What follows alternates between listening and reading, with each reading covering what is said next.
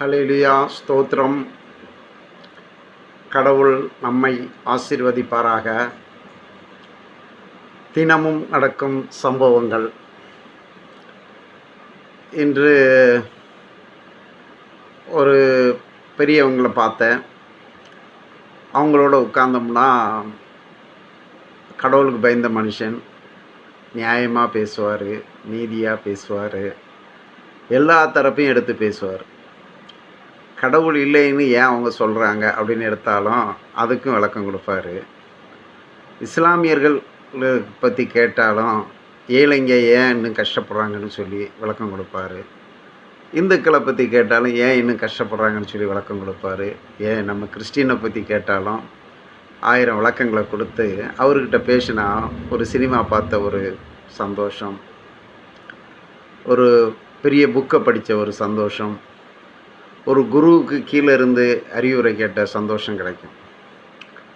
அப்போ அவர்கிட்ட பேசும்போது, ஐயா வணக்கம் ஐயா, அந்த ஜான் ஜெபராஜ் குடும்ப பிரச்சனையை பற்றி என்ன ஐயா நினைக்கிறீங்கன்னு கேட்டேன். சிரிச்சார். தெரியுமா டேவி, நம்ம வீட்டில் ஒரு தென்னை மரமோ முருங்கை மரமோ சரி ஏதோ ஒரு மரத்தில் காக்கா தான் குஞ்சு பொரிக்கிற காலத்தில் ஒரு கூடு கட்டும். மிக்க நேரத்தில் அது கூடு கட்டாது. அந்த கூடு கட்டி முட்டையை விட்டதுக்கு பிறகு அந்த மரம் நம்ம வீட்டுக்குள்ளே இருக்கும். நம்ம வீட்டு மரத்தில் அது கூடு கட்டும். ஆனால் நம்மளையே கொத்தும், விரட்டி கொத்தும். சிலவங்க என்ன பண்ணுவாங்க, அந்த கூடு கட்டும் போதே கூட பிரித்து விட்ருவாங்க. பாவமாகவும் இருக்கும், வேறு வழி இல்லை. ஆனால் அது ஏன் நம்மளை கொத்துது அப்படின்னு பார்த்தோம்னா, அது குஞ்சு பறிச்சிருக்குது. அது குஞ்சியோ முட்டையோ நாம் எடுத்துருவோங்கிற பயத்தில் கொத்து தான் சொல்கிறாங்க. உண்மையாக பொய்யா கடவுளுக்கு தான் தெரியும்.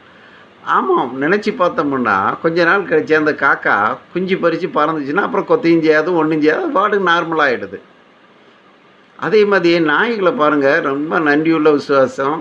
நம்ம எவ்வளோ நாளைக்கு முன்னாடி அதுக்கு ஒரு நல்லது செய்து சாப்பாடு கொடுத்தா எவ்வளோ நாள் கழிச்சாலும் நம்மளை பக்கத்தில் வாழாட்டும். அதுக்குள்ளேயும் ஒரு கெட்ட குணம் இருக்குது. என்னென்னா, பலமுள்ள ஒரு நாய் கொஞ்சம் நோஞ்சா மாதிரி ஒரு நாய் நிற்குது. ஒருத்தர் சாப்பிட்டுட்டு கொஞ்சம் மிச்சம் இருக்க கவரத்தையை கொண்டு போடுறாருன்னு வச்சுக்கோங்களேன். அந்த பலம் இருக்கிற நாய் தூரத்துலேருந்தே ஒரு குரல் கொடுக்கும், ஓ அப்படின்னுட்டு. இந்த பலன் இல்லாத நாயெல்லாம் அப்படி தூரம் நிற்கும் பயந்துக்கிட்டு. இது தின்னுட்டு போயிட்டே இருக்குமே தவிர அடுத்தவங்களுக்கு கொடுத்து சாப்பிடுங்கிற எண்ணம் இருக்காது. சரியா? அதே மாதிரி தான் குடும்ப வாழ்க்கையிலையும் பெருந்தலைவர்கள் ஐயா பெர்க்மான்ஸ் எடுத்தால் கல்யாணமே பண்ணிக்கல, நம்ம தலைவர் மோடி எடுத்தால் கல்யாணம் பண்ணிக்கல, காமராஜர் கல்யாணம் பண்ணிக்கலை. இவங்க தெரிஞ்சே வாழ்கிறாங்களா? சரி, கல்யாணம் பண்ணிக்கிட்டவங்க எல்லோரும் குற்றவாளிங்களான்னு கேட்டோம்னா, சுந்தரம் பாஸ்டையா ஒய்ஃபு வாழ்க்கை வரலாறை படித்தோம்னா அவங்க இவங்களோடு சேர்ந்து பயணம் பண்ணியிருக்காங்க. நம்ம டிஜிஎஸ் தினகரன் ஐயா ஒய்ஃபு அவங்களோட கூட சேர்ந்து பயணம் பண்ணியிருக்காங்க, ஃபேமஸ். மோகன் ஐயா ஒய்ஃபு அவங்க கூட சேர்ந்து பயணம் பண்ணுறாங்க, ஃபேமஸ். அப்போது ஜான் ஜெபராஜ் ஒய்ஃபு ஏன் சேர்ந்து கூட பயணம் பண்ணலைன்னா, இதை நம்ம உலக மார்க்கமாக பார்க்க போனோம்னா, இப்போது ஜான் ஜெபராஜ் ஐயாவை பற்றி பேட்டி கொடுக்குறாங்க டிவிகளில், யூடியூப்பில். இவர் இந்த பின்புலத்துலேருந்து வந்தவர், தனக்கு கிடைக்கிற பாட்டு காசு எல்லாம் ரொம்ப பேருக்கு உதவி பண்ணுவார், உதவி பண்ணிக்கிட்டே இருப்பார். அங்கே தான் பிரச்சனையே அங்கே தான். ஏன்னா, ஒரு பொண்ணை கல்யாணம் பண்ணும்போது நாம் போய் ஒரு ஆப்பிள் பழம் எடுத்தாலும் அழகான பழத்தை எடுப்போம், ஒரு வாழைப்பழத்தை வாங்கினாலும் அழகான பழத்தை வாங்குவோம். அதில் லேசாக டேமேஜ் இருந்தாலும் வாங்க மாட்டோம். அதே மாதிரி பொண்ணு பார்க்கும்போது அழகாக பார்ப்போம். அது இந்துவாக இருக்கலாம், முஸ்லீமாக இருக்கலாம், கிறிஸ்டினாக இருக்கலாம், எல்லாம் நம்ம உலக மார்க்கமான எல்லா சடங்கு சாச்சரங்கள்லாம் பார்ப்போம். அந்த பொண்ணு நம்மளோட சேர்ந்து வர்றதும் வராமல் போகிறதும் இறைவன் வகுத்தது தான். இப்போ ஜான் ஜெபராஜாவை பார்த்து கேட்குறேன், அவருக்கு இப்போ ஒரு பையன் இருக்கிறான். அந்த பையனுக்காக இவர் என்ன தியாகம் பண்ணார்? ஒன்றும் இல்லை. தன்னைத்தானே தாழ்த்துகிறவன் உயர்த்தப்படுவான், தன்னைத்தானே உயர்த்துகிறவன் தாழ்த்தப்படுவான். மேலானதை காமிச்சு அழிவான பாதையில் தள்ளிடுவோம். இப்போது வியாபாரத்தில் ஒரு ஆள் ஒரு 500 ரூபா முதலீடு போட்டு வியாபாரம் பண்ணால் அவருக்கு ஒரு 100-200 லாபம் கிடைக்கும். ஒரு 10,000 போட்டு முதலீடு பண்ணால் 1000-2000 லாபம் கிடைக்கும். அப்படியே கோடிக்கணக்கில் முதலீடு போட்டால் கோடிக்கணக்கில் லாபம் கிடைக்கும். வேதம் என்ன சொல்லுது? சோதனையை சகிக்கிற மனுஷன் பாக்கியவான். நீதிமான்கள் ஆட்சி செய்தால் ஜனங்கள் களி கூறுவார்கள், துன்மார்க்கர் ஆட்சி செய்தால் ஜனங்கள் தத்தளிப்பார்கள், துன்மார்க்கர் ஆட்சி செய்தால் ஜனங்கள் ஒளிந்து கொள்வார்கள். அப்போ உன் வீட்டுக்கு வந்த மனைவி புதுசாக ஒன்றும் சண்டை போடலை. இந்த காக்கா கதை நாய் கதை மாதிரி மனுஷ இயல்பு. பெண்ணுங்க பிறந்ததுல இருந்து உன்னோட பயணம் பண்ணுறவங்களும் இருக்காங்க. சிலவங்க இந்த உலக மார்க்கமாக தான் கையில் தான் ஆட்சி இருக்கணும், காக்கா மாதிரி இந்த நாய் மாதிரி பெண்கள் இருக்காங்க. இப்போ சாஞ்சவராஜிக்கு ஒரு பையன் இருக்குது, ஒரு பொண்ணும் பிறக்குதுன்னு வச்சுக்காங்களா.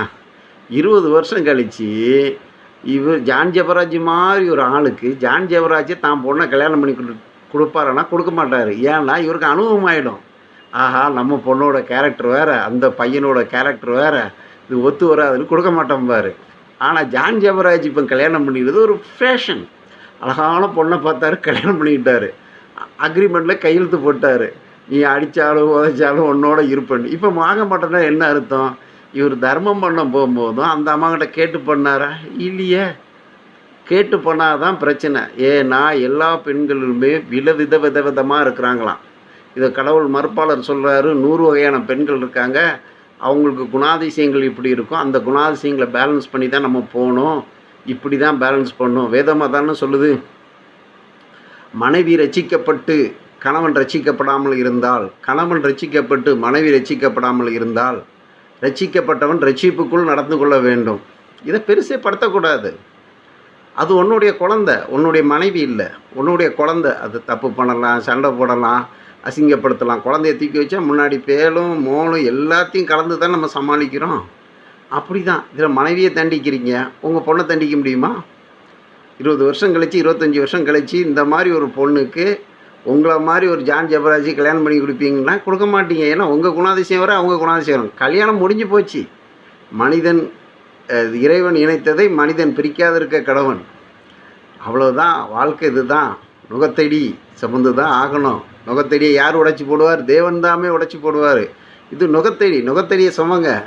இதுக்கு சண்டையை போட்டு தேவநாமம் தூசிக்கப்படுது. தயவு செய்து பொறுமை, கர்த்தர்கிட்ட ஜெபம் பண்ணுங்கள், ஆலோசனை பண்ணுங்கள். கர்த்தர் உங்கள் குடும்பத்தை ஆசீர்வதிப்பாராக. ஆமீன்.